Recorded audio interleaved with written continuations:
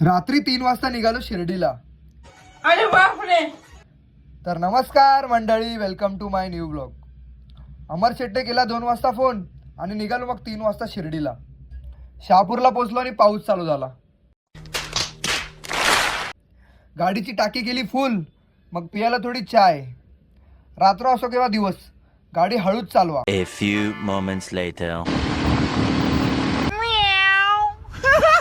8:30 वाजता पोहोचलो मग फायनली शिर्डीमध्ये. दर्शन घेतला. अमर शेटने बघा इथे पण फोटोग्राफीचा बिझनेस चालू केलाय.